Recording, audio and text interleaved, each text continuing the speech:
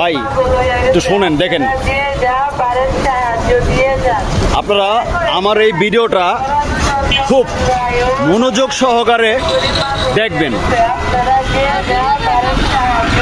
দুইটা বাচ্চা ভাই খুব মনোযোগ সহকারে ভিডিওটা দেখবেন এবং মাথার ব্রেন একটু ক্লিয়ার করে, মাথার ব্রেন একটু পরিষ্কার করে আপনারা একটু ভাববেন, একটু চিন্তা করবেন ভাই। একদম মাথার ব্রেন পরিষ্কার করে নিজের বিবেককে প্রশ্ন করবেন। এই দুইটা বাচ্চা এখানে শুয়ে রয়েছে এবং মাইকে ঘোষণা দিচ্ছে, শোনেন।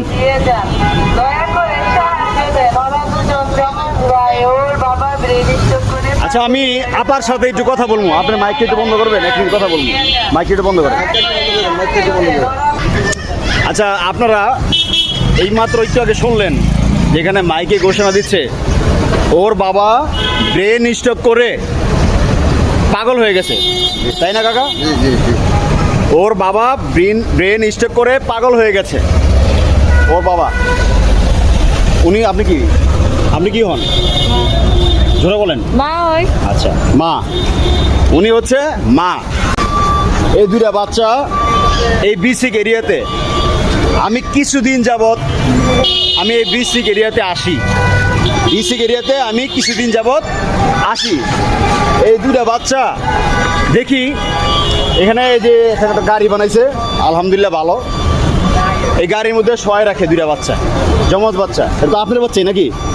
আচ্ছা ভাই, একদম নিজের মনের বিবেক দিয়ে প্রশ্ন করবেন আপনি। এই দুইটা বাচ্চার যে এখানে প্রতিদিন শোয়াই রাখে, বাংলাদেশে কোনো আশ্রয় কেন্দ্র নাই? বাংলাদেশে কোনো আশ্রয় কেন্দ্র আছে? আছে? সত্যি করে বলবেন, বাংলাদেশে কোনো আশ্রয় কেন্দ্র আছে তো? এই দুইটা বাচ্চা সারাটা দিন এই গাড়িটার মধ্যে থাকে।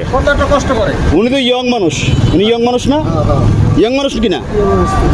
এই দুইটা বাচ্চা সারাটা দিন এখানে শোয়াই রাখে দুইটা। আচ্ছা, ওর বাবা শুনতেছি ব্রেন স্ট্রোক করে পাগল হয়ে গেছে। তো ওরা কি হইব কন? ওরা কি হইব বলেন? এই দুইটা বাচ্চা কি হবে বলেন ভাই? ওরা আরো পাগল বেশি। বাংলাদেশের ছোট ছোট বাচ্চা গো, বাচ্চাদের মানে লালন পালনের জায়গার অভাব নাই, অথচ উনি সারাটা দিন এই বাচ্চাটিরে গাড়ির মধ্যে রাখে। আবার কয় ওর বাবায় মানে ব্রেন স্ট্রোক করে পাগল হয়ে গেছে। কিন্তু এই বাচ্চাগুলো কি হইব? এই বাচ্চাগুলো কি পাগল হইব না? আপনি গার্মেন্টসে কাম করলে মাসে 30,000 টাকা কামাইতে পারবেন। এই বাচ্চাগুলো প্রতিবন্ধী বানাইতেছেন আপনি, এই প্রতিবন্ধী বানানোর দায় আপনার নিতে হইব না? এর বাচ্চাই 16 ঘন্টা এখানে থাকে, 16টা ঘন্টা এখানে থাকে, কাজ করতে পারে না। উনি ইয়ং মানুষ, কাজ করতে পারে না। এই বিসিক এরিয়াতে ভাই একটা ব্যবসা শুরু করছে। ওই জায়গার মধ্যে আমি আপনাদের দেখাই, আপনি দাঁড়ান এক মিনিট, আমি আরেকটা জিনিস দেখাই। এই যে দেখেন, এই যে আরেকজন এখানে নিয়ে বসে রয়েছে। এই যে ওনার মতো মানুষ কি গার্মেন্টসে কাম করতে পারে না? অন্য কোথাও কাজ করতে পারে না? এই বাচ্চাটা সারাটা দিন এই জায়গার মধ্যে মাটির মধ্যে শোয়াই রাখে। বাংলাদেশে কি কোনো আশ্রয় কেন্দ্র নাই? বাংলাদেশ সরকার কি আশ্রয় কেন্দ্রের ব্যবস্থা করতে পারে নাই? উনি কেন শোয়াই রাখবো? গার্মেন্টসে কাম করুন জানা? হ্যাঁ হ্যাঁ,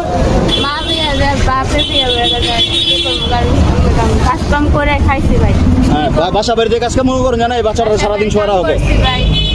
আশ্রয় কেন্দ্র নাই? কোন আশ্রয় কেন্দ্র নিয়ে গেছো? সবাই অত্যাচার করে পাইকারা দিতে পারে, আমরা মাটির মধ্যে শোয়া রাখছো নাকি? কপালের নাই, কোন জায়গায় গেছো? কোন কেন্দ্রের মধ্যে গেছো যে ওরে রাখতে গেছো? আচ্ছা, পোলাবেন রাখার জন্য ভালো কেন্দ্র আছে বাংলাদেশে, নারায়ণগঞ্জের ভিতরে আছে। উনি কি একটা কেন্দ্রের মধ্যে গেছে? এই বাচ্চা গেলে প্রতিবন্ধী বানাইছে, এই দায়ভার কে নিব?